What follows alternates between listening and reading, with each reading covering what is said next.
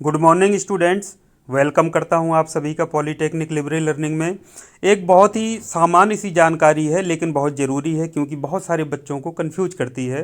तो इंजीनियरिंग के जो छात्र छात्राएं हैं या कोई सामान्य व्यक्ति भी है उसको जानना चाहते हैं। जैसे एक इंजीनियरिंग या टेक्नोलॉजी के क्षेत्र में बी एक डिग्री होती है।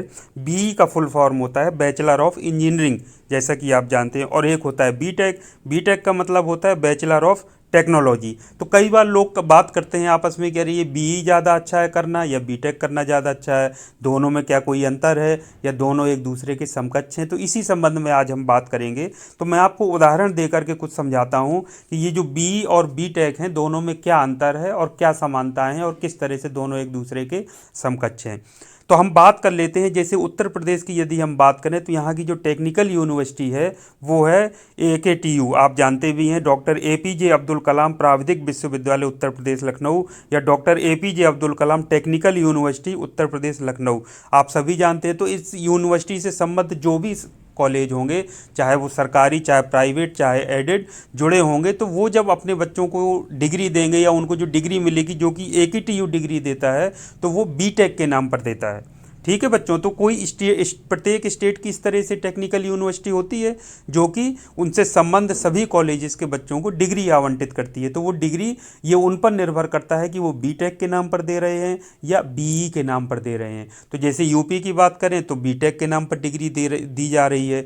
तो लेकिन बच्चों जो चाहे वो इंजीनियरिंग की किसी भी ब्रांच से बच्चा किए हो, बीटेक यदि कोई BE दूसरे स्टेट का बच्चा भी किए है तो दोनों एक दूसरे के समकक्ष माना जाता है। जैसे कि अब हम बात कर लेते हैं MP की यानी मध्य प्रदेश की, जो कि बिल्कुल हमारे बॉर्डर से लगा हुआ है, आप सब जानते होंगे।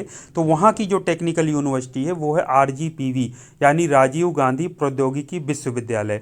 तो उसमें पूरे स्टेट में जितने भी संबद्ध कॉलेज होंगे, चाहे वो प्राइवेट हो चाहे सरकारी चाहे एडेड, RGPV यदि उनको डिग्री दे रहा है तो वहाँ पर BE के नाम पर डिग्री देता है यानी बैचलर ऑफ इंजीनियरिंग के नाम पर। तो बच्चों आप सोच सकते हैं कि दो स्टेट, एक यूपी बीटेक के नाम पर डिग्री दे रहे हैं, पढ़ाई वही उसी तरह की इंजीनियरिंग की, वो UG डिग्री है यानी अंडर ग्रेजुएट कोर्स है। इसी तरह से जो MP का पूरा जो स्टेट है वहाँ जितने कॉलेजेस हैं वो सभी BE के नाम पे दे रहे हैं यानी बैचलर ऑफ इंजीनियरिंग के। तो बच्चों जब भी कोई वैकेंसी निकलती है तो बीटेक और BE दोनों को समकक्ष माना गया है। तो किसी स्टूडेंट ने संबंधित ब्रांच में जैसे मैकेनिकल, इलेक्ट्रिकल, इलेक्ट्रॉनिक्स, केमिकल या कोई भी अन्य ब्रांच से ITCS सॉरी किया हो, यदि BE या बीटेक, तो दोनों एक दूसरे के समकक्ष हैं, समतुल्य हैं। चाहे BE किया हो चाहे बीटेक, उस पोस्ट के लिए दोनों बच्चे या छात्र छात्राएं एलिजिबल हैं और वो अप्लाई कर सकते हैं।